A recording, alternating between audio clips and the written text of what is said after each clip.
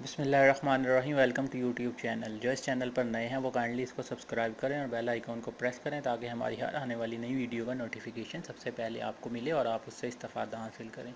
अगर आपको हमारी वीडियो अच्छी लगे तो आप इसको लाइक करें, शेयर करें और कमेंट बॉक्स में अपनी राय दें। तो चलते हैं आज की वीडियो की तरफ। आज की वीडियो हमारी स्टोमच गैस के मतलब है। जी हाँ, ईद के दिनों में लोग खाने पीने से परहेज़ नहीं करते बल्कि कुछ ज़्यादा ही खा लेते हैं और मुर्गा मुसल्लम वाले पकवान तैयार किए जाते हैं, ज़्यादा मसाला जात इस्तेमाल किए जाते हैं जिसकी वजह से स्टोमच गैस का मसला हो जाता है।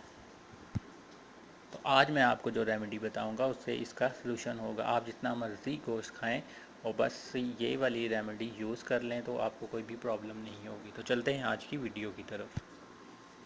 सबसे पहले आप एक साफ़ सा बाउल लें और फर्स्ट इंग्रेडिएंट है सौंफ। सौंफ के आप 3 टेबलस्पून उसमें ऐड करें और उसमें ऐड करने से पहले उस सौंफ को अच्छी तरह से छान लें ताकि उसमें जो भी गर्द वगैरह है वो निकल जाए। सौंफ आपके खाने को हज़म करने में अहम किरदार अदा करती है।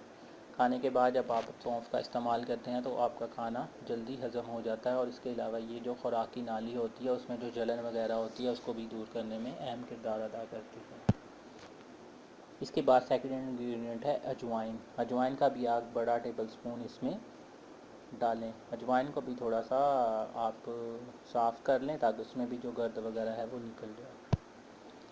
अजवाइन का इस्तेमाल भी आपके पेट की गैस यानी स्टोमच गैस को ख़त्म करती है, उससे रिलीफ़ देती है और आपका जो पेट फूला फूला सा फ़ील होता है वो भी नहीं होता। अजवाइन के भी बहुत से फ़ायदे हैं।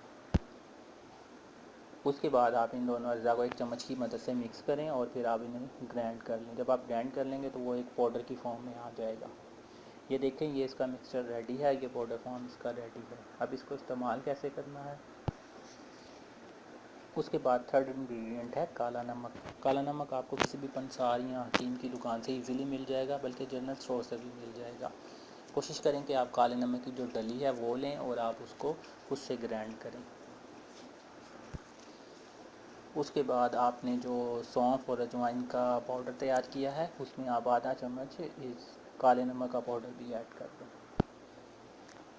और जो ख़वातीन और हज़रात ब्लड प्रेशर के मरीज़ हैं तो वो सिर्फ़ 1 या 2 चुटकी सिर्फ काला नमक इस्तेमाल करें।